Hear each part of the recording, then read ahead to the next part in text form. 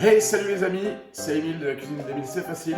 Bienvenue dans cette nouvelle vidéo que je vais vous présenter aujourd'hui dans notre nouvelle cuisine toute noire, toute fraîche, toute neuve. Elle est belle, elle est jolie et moi je suis heureux comme un pape. Donc voilà, quel me donnerait mieux pour faire des recettes simples et efficaces comme la cuisine d'Émile. Donc aujourd'hui, je vais vous proposer la recette simple et efficace de la tourte aux champignons de Paris. Très facile à faire, peu d'ingrédients et pas cher. Bon budget. Je dirais que la difficulté, on va rigoler un petit peu, mais c'est une toque. Des fois sur les sites, ils mettent des toques ou des fourchettes pour dire la difficulté. Normalement, c'est une toque. Donc difficulté, une toque, peu d'ingrédients et pas cher. C'est ce que je vous ai dit. Une recette simple pour inviter vos convives, les amis et compagnie. Un truc bien généreux, voilà, qui passe bien avec un bon vin rouge. Donc vous allez découvrir ça dans cette recette. Il vous faut peu d'ingrédients.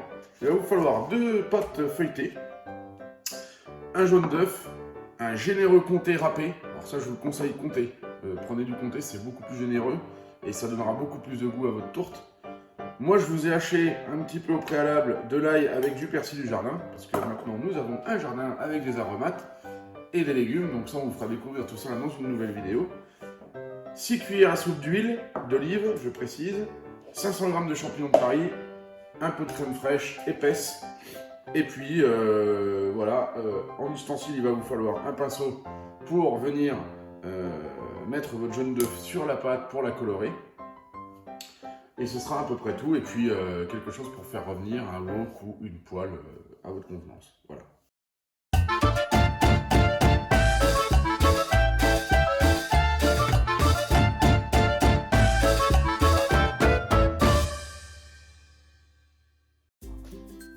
Les amis, on va commencer. Alors moi je vous ai gardé un champignon pour vous faire voir comment on épluche un champignon de Paris pour ceux qui ne savent pas.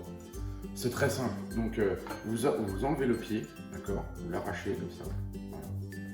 Vous allez prendre votre champignon et vous allez aller au cœur du champignon et vous voyez, avec le couteau, vous prenez vraiment au ras où il y avait le pied et vous venez éplucher, enlever la peau. Vous voyez, ça s'enlève très facilement.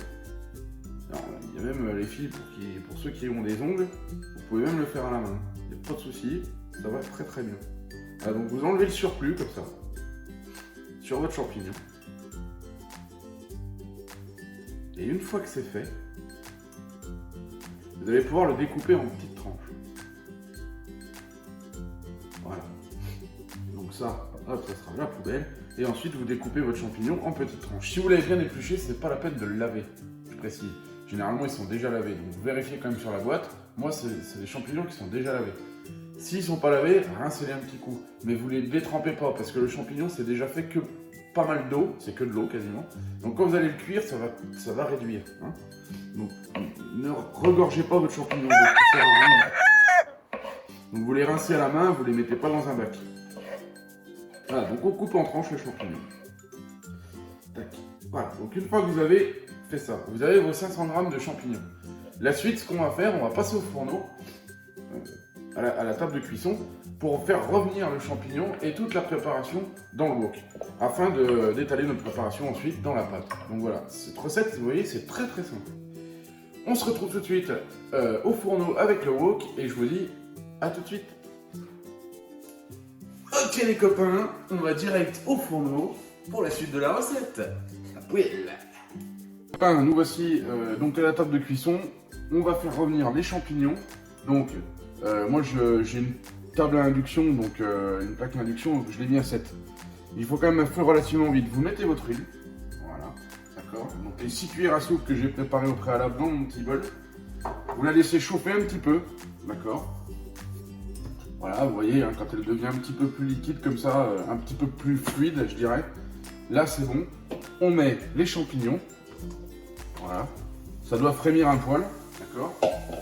Alors moi j'aime bien travailler avec une cuillère en bois, parce que vous abîmez pas vos casseroles. Donc vous remuez un petit peu vos champignons, jusqu'à temps, on va faire réduire en fait. Hein. Je vous ai dit, les champignons c'est gorgé d'eau, donc tant qu'ils ne sont pas réduits, vous arrêtez pas la cuisson. Voilà, hop, ce qu'on va faire. Et si vous voyez qu'il manque de l'huile, hein, vous n'hésitez pas à en rajouter. Moi j'essaye de faire attention un petit peu à ma consommation en d'huile parce que avec le confinement, je vous explique pas, on a super bien mangé. Et on a mangé un petit peu plus gras que d'habitude. Donc voilà, une fois que ça c'est fait, vous laissez réduire et on va ajouter ensuite notre persil et notre ail dans la préparation. Donc persil et ail finement haché. Alors moi j'aime bien les morceaux d'ail un petit peu gros. Donc je le fais au ciseau dans un verre. Voilà, c'est une technique. Hein. Donc vous mettez ça sur vos champignons. Je vous explique pas les odeurs. C'est magnifique. Magnifique. J'adore. L'odeur du champignon avec le persil, c'est une tuerie.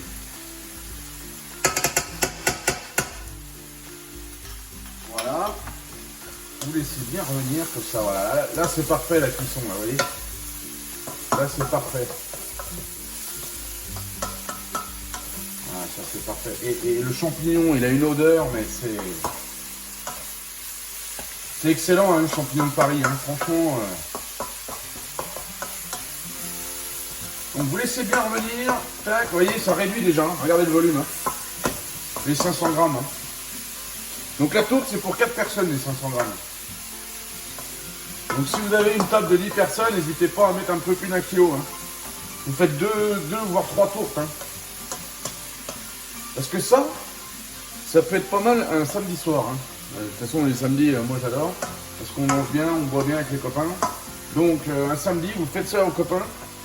Avec une petite salade à côté, en entrée. Ah bah c'est top. Ah bah c'est top. Ah, donc là, on a bien réduit les champignons. Nous voici sur la table de préparation pour terminer la recette de la tourte aux champignons de Paris.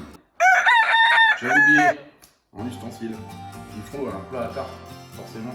Ou alors, il vous faut un plat à tourte, ce que vous avez dans la cuisine. Alors, je vous conseille peut-être de ne pas prendre quelque chose de trop épais, parce que là, il va falloir vraiment garnir la tourte et ça risque d'être compliqué. Vous allez mettre beaucoup d'ingrédients, elle sera pas terrible.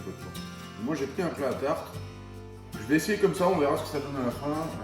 Si jamais je vois que la recette, finalement, elle demande à être améliorée, je vous mettrai ça en commentaire dans la description. Voilà.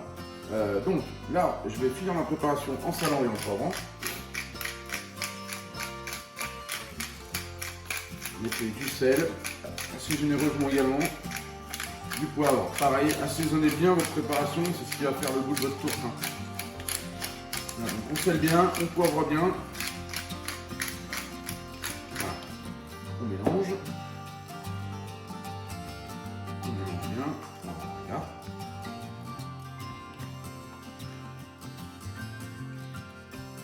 Et puis là, maintenant, vous allez pouvoir verser votre préparation dans votre tarte.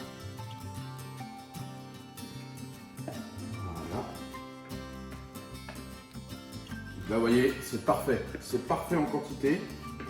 C'est parfait en quantité. Donc, on va bien étaler parce que là, vous voyez, il y a le fromage qui fait des siennes avec les champignons. Mais là, vous étalez bien votre préparation. Vous homogénéisez la chose en mettant les champignons un petit peu partout dans votre tarte. Voilà. Parfait. Perfecto. Voilà. Ensuite, nous allons prendre la deuxième pâte à tarte. Là, c'est une opération un tout petit peu délicate parce que si ça colle beaucoup les pâtes, donc vous la prenez, on la met directement sur la première pâte. Voilà. Voilà. Comme ça. Vous recouvrez. On recouvre. Et ce qu'on va faire, vous prenez la pâte que j'ai laissé déborder dessous, je ne sais pas si vous la voyez, de la première pâte là. Voilà, vous la prenez, vous la retournez. Voilà, vous liez les deux ensemble.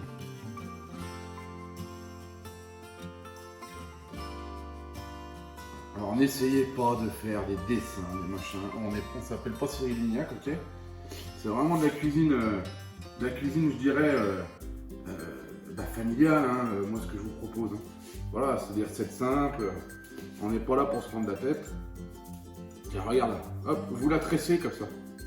Vous mettez les deux pâtes en même temps. Voilà, et là c'est parfait. Là c'est parfait.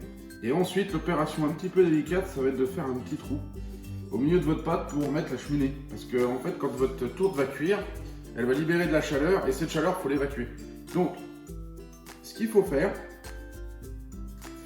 c'est avec du papier cuisson, vous essayez de rouler comme ceci. Je ne sais pas si vous voyez bien. Vous faites un rouleau avec le papier de cuisson. Voilà.